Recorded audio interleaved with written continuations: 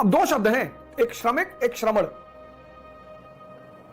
श्रमिक मतलब जो बेहोशी में मेहनत कर रहा है, 6 साल से तैयारी कर रहा है, 7 साल से तैयारी कर रहा है, प्री ही नहीं निकला, मेहनत कर रहा है, रिजल्ट नहीं आ रहा है। सन्यासी कुछ बनने से पहले, बुद्ध भगवान है, राम भगवान है, कुछ बनने से पहले कुछ बनना पड़ता है। बुद्ध राजकुमार के रूप में, राम राजकुमार के रूप में। राजकुमार से भगवान की जो दूरी इन लोगों ने तय की, उसके बीच में यह है। यही था भारत का सन्यासी आंदोलन, यही था भारत की जान।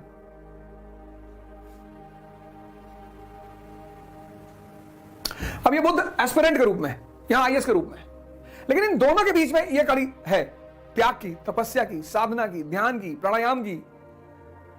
आज के भारत ने क्या किया? इस बीच की कड़ी को छोड़ दिया। उसको सीधे राजकुमार से भगवान बनना है, संभव ही नहीं है, संभव ही नहीं है। और इसी चरण में कोच की जरूरत है, गुरु की जरूरत है, पढ़ाने के लिए नहीं, सिर्फ दिशा देने के लिए। इसी चरण में निराशा पैदा होती है, हताशा पैदा होती है, क्रोध आता है, डिप्रेशन होता है, कोई साथ में नहीं होता, बस एक आदमी होता है, गुरु या कोच।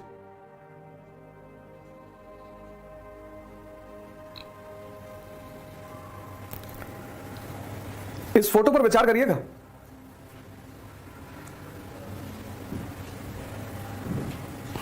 पढ़ने से मुक्ति नहीं मिलती। पर एक आश्रम था संत महात्माओं का, कई सारे सिद्ध महापुरुष वहां रहते थे। तो उस आश्रम के एक पेड़ पे तोतों का एक परिवार भी रहता था। तो उसमें से तोता बड़ा क्यूरियस होता था, महात्माओं को देखकर देखता रहता था, मंत्र पढ़ते सुनता रहता था। बहुत सारे मंत्र उसने खुद ही याद कर लिए। महामृत्युंजय का जाप करने लगा, गायत्री मंत्र पढ़ने लगा, गीता के कई श्लोक याद कर लिए। एक दिन आश्रम में उन महात्माओं से मिलने सेठ जी आए और तोता बैठा ऊपर मंत्र पढ़ रहा था, क्योंकि जान लेने के बाद दिखाने की प्रवृत्ति होती है सब में। सेठ जी ने कहा पकड़वाओ यार, तोता बड़ा शानदार है। तोता पकड़वा लिया गया। तोता पहुंच गया पिंजरे में।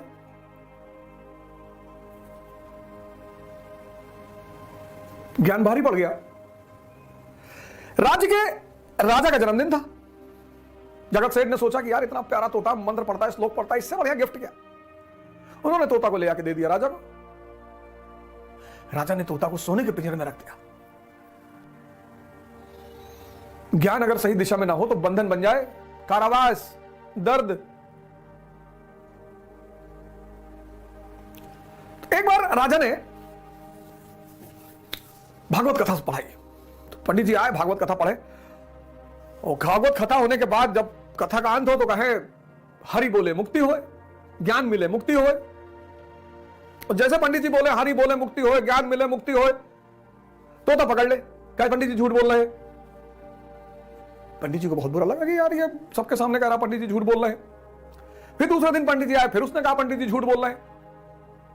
फिर तीसरे दिन जब कथा खत्म हुई और पंडित जी ने कहा हरि बोले मुक्ति होए, ज्ञान मिले मुक्ति होए, बोले पंडित जी झूठ बोल रहे हैं। पंडित जी तो बेचारे बहुत टेंशन में आ गए, यार ये बहुत बदतमीज आदमी है यार। पंडित जी ने जाके अपने गुरु से कहा कि राजमहल में एक तोता और राजा का प्रिय तोता, कुछ कह भी नहीं सकते, और जब मैं कथा के अंत में कहता हूं हरि बोले मुक्ति हो, ज्ञान मिले मुक्ति हो, कहता पंडित जी झूठ बोल रहे। गुरु ने कहा ठीक है ऐसा करो, कल जब तुम कथा करने जाना तो मुझे बताना, मैं भी चलूंगा। गुरु जी भी पहुंचे। गुरु जी गए और तोतों के कान में उन्होंने कुछ कहा। फिर गुरु जी चले गए। गुरु जी ने कहा पंडित से कि अब आप बोलो, आप ये परेशान नहीं करेगा। तो फिर अगले कथा पंडित जी ने कही, फिर उन्होंने कहा हरि बोले मुक्ति होए, ज्ञान मिले मुक्ति होए। अब की बार तोते ने कुछ नहीं कहा। भागवत कथा खत्म हुई, तोता कुछ बोला ही नहीं। पंडित जी बड़े हैरान हो गए, गुरु जी ऐसा क्या बोल दिया इसके कान में। खैर जिस दिन भागवत कथा खत्म हुई उसके दूसरे दिन तोता जो है सुबह पिंजरे में पड़ा हुआ था। देखा लोगों ने, हिलाया डुलाया, हिला ही नहीं।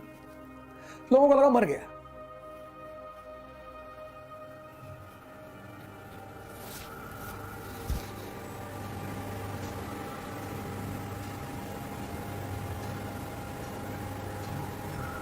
राजा को बुलाया गया, राजा ने भी हिलाया डुलाया।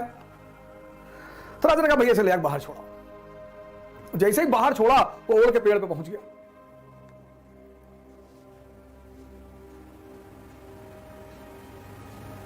उड़ के पेड़ पे पहुंच के डाल पे बैठ के बोला कि हरि बोले मुक्ति भले ना होए, ज्ञान में बोले ज्ञान मिले मुक्ति भले ना होए, गुरु मिले मुक्ति होए। ये फेस। कुछ बनने से पहले कुछ बनना पड़ता है। ये सन्यासी, सन्यासी मतलब घर छोड़कर भागने वाला नहीं। डिसिप्लिन, प्रायोरिटी, गोल। और ये 99% लोगों में मिसिंग है। और यही असफलता का एक बहुत बड़ा कारण है। पढ़ने लिखने से आप हवाई जहाज में ट्रेवल करो, सबसे ज्यादा पढ़े लिखे लोग वहीं बैठते हैं। और वो बेचारी एयर होस्टेस कितनी बार बोलती है, open the window, close the tray table, straighten your chair, seat belt लगाओ। फिर बाद में आके सबको सीट बाई सीट बोलती है कि please sir close your tray table. सबसे पढ़े लिखे लोग वहां बैठते हैं। फिर प्लेन लैंड किया, जैसे ही लैंड करके रनवे पे पहुंचा, कई लोग खड़ा होते कि भैया, वो चिल्लाती रहती sir please sir please sir please. अरे सर को समझ में आए तब तो। मैं तो हमेशा कहता हूं कि इंडियन प्लेन्स में एयर होस्टेस नहीं होनी चाहिए, बाउंसर्स होने चाहिए। खड़ा हुआ मारा बड़ा से 4 फुट नीचे।